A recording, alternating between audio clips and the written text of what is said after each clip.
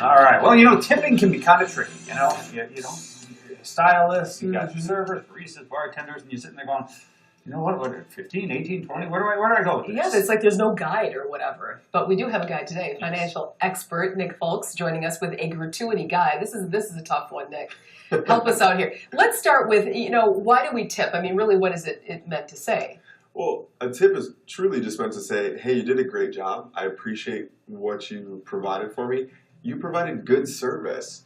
Nowadays it's just kind of, well, I'll give you a tip. And what we get caught up doing is we tip the same for regardless of service. And if we can learn to distinguish the different types of services we're receiving, then we can learn how to distinguish what types of tips we should be giving. Yeah, it's almost just sort of built in of not really a reflection of the service at all. It's just like a surcharge, essentially, instead of really impacting. And also encouraging the provider to do an extraordinary job. Exactly. It becomes a sitting here charge rather than a good service tip. And statistics say Americans are terrible tippers. Like, we don't do a good job. Yeah, 75% of Americans under-tip when we are serving. So that could be, it's one of those chicken or the egg kind of situations. Were people bad servers, or were we bad tippers and they became bad servers? Oh, there you go. So, all right. And certainly in some industries, I mean, the tips are what they're living off of, essentially, and people forget that. Oh, yeah, absolutely. Different positions that people are in don't have high wages connected with them. So, for example, let's talk about restaurants. You go to a restaurant, you're typically going to want to tip anywhere from 15 to 20%. So 15% is more common around the lunchtime period where you're sitting down eating for lunch. But if you're there for dinner or it's a busy time and they're serving you well and they're making sure that your water's filled and they're doing the best that they can, you're going to want to tip at maybe 40%. Now, here's the 40%? Well, 20% if it's a normal restaurant. 40% if you're at like a little mom and pop place where it's only $5 for the meal and tipping 40% is only $2. That's one of the things that's always interested me is, you can go to a high-end restaurant and, I mean, the wait staff could be making good money on these tips. You go to some places where it's like the bill was only, $14. What are you going to do? You're going to tip me 20%? It's like $3 or whatever? Yeah, right. Exactly. So look at where you're at. If you're at a mom and pop spot where it's $5 for the meal, give somebody maybe a 40% tip, and that's $2. Yeah. But if you are at maybe a higher end, here's one of the things I always say. Check your bill when you're at high end or you're in large groups, because it already might say gratuity and tip included, and people will end up double tipping because your bill's actually already gone past a certain point, so they'll add it in. And for those people who like to order a bottle of wine, I can't imagine who would do that. Do you tip on the bottle of wine, or do you just tip on the meal? We typically just say tip on the entire meal. On the entire thing, as a whole. That's what we look at. Okay. Interesting. But technically, you're not supposed to tip on the tax.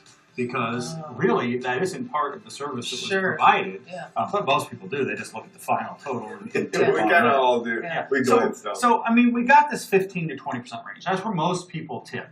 Yep.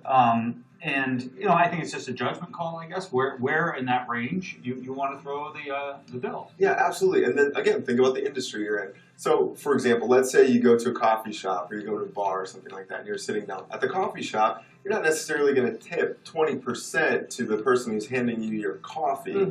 But what's very common practice is they'll have that change jar there. It's the extra change that you have there. And now with some of the apps like Starbucks has, you can hit and leave a tip with utilizing their app for the person who is working there. But if you go to the bar, for example, typically if you're getting a beer or something like that, you're going to leave $1 tip for whatever it was. If it's a more complex drink, then it's usually a $2 tip for the time that they spent making that for you.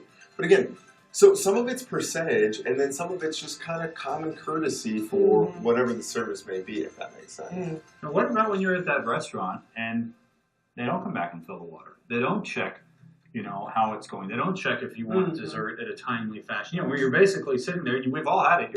You almost feel neglected. Like you finally just have to flag the person over. Yeah, and you're giving them the awkward look, like, hey, we're all still here. Yeah. Again, remember what is tipping for? It's a sign of good service. If good service wasn't provided, then maybe a tip isn't necessarily available for that individual. But just let them know or ask them, are you really busy? Try to seek to understand why they're not actually able to be attentive to you. Are they short-staffed today or something like that? I think what's really common is we just don't say anything and we just kind of assume that they don't care about us.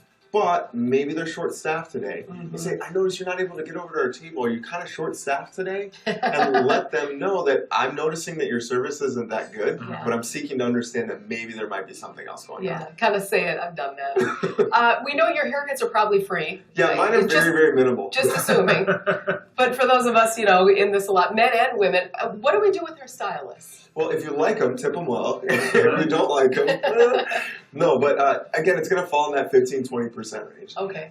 But here's the thing to remember. Understand what's the relationship that your stylist has with the salon. Because for certain stylists, they're paying for that chair. And so they have a rent that they have to pay for that chair inside of the salon. And so part of what they're receiving has to go to pay that rent. So what you're tipping above and beyond can be very helpful. Other people will only make a percentage of what it is that they provide throughout the day. So if you're tipping above and beyond that percentage that's getting taken out, you can be very, very helpful to them. So that 15 to 20%. And remember, you're usually going back to that person many, many times. And unlike the person making your latte or something, they can do some damage. Yeah. Exactly. Shaking hands. Exactly. And women tend to overshare. They got our secrets, so you want to keep them happy. Exactly. I actually, on my phone, I have an app. It's called Quick Tip. Yeah. And it's cool. You just click on this. You put in your bill amount. Let's say it was, $24. You click OK. And then there's a slider here that just shows you. That's great. Isn't that cool? Yeah, that's awesome. Are there a number of these like this? Because this is there's a awesome. lot of apps that are out there that can be very helpful for figuring out what you want to leave inside for a tip. One of the hard things for people is maybe pulling out that phone in front of their friends and going, I'm just figuring out what the tip is. Oh, it's better than me who sits there like this, especially after a glass of wine. I'm like, think about it this 10, 9. The $24 you said, all right? So let's say we want to leave 20% gratuity. We're just going to move that decimal point over. So now it's $2.40, and then we're going to double that. And so we're at $4.80, Perfect. which if you're a nice person, you will round to $5. Right. If you're around 5, if you're kind of like, it's all right, you might just drop the 80 cents. Like, for whatever difference it makes for you. Yeah, just a little point for you. Yeah, a lot of people going on vacation in the summer. What about the hotel housekeeper? Yeah, this is funny because a lot of people don't think about this, is tipping your hotel housekeeper. Now again, think about it. How many days are you staying there? If you're staying there several days and they're picking up your dirty towels and they're putting dishes away for you and they're folding little swans and leaving mints and taking care of your room, then you might want to think about tipping them at the end of your stay there or per day for while they're serving you. One of the things about that I've often wondered, and I don't know if you have the answer, is that person may have been taking care of your room for 3 days. You leave the tip, they're off that day. Someone else comes in, they're the housekeeper that day, they get the tip. I've often wondered if there's a way. I got to check, in fact. So I'm going to be staying at the place, some of the leave it at hotels, the desk or something. Some of the hotels actually leave envelopes now for you to be able to leave a tip to the housekeeping. So you can avoid that by leaving it and marking the dates that you were there so they know that tip goes to that individual. One of the other things, again, to check is, for example, if you're going on a vacation that's maybe at an all-inclusive resort, pay attention to the fine print because oftentimes it will say all tips and gratuity are already included in that all-inclusive expense that you pay. Really? Okay. So you may be double tipping during the time that you're there because it means that those wait staff is actually paid a little bit of a higher wage to accommodate the fact that so many people will be eating at their facility. One last question. What do we tip the guests here on Studio Radio? It's such a pleasure to be in our company. I think that's what it is. What's the bill? You're going to need to move that decimal. Oh, wow. You love hanging out with us. Back. He'll be back for sure. We'll be right back.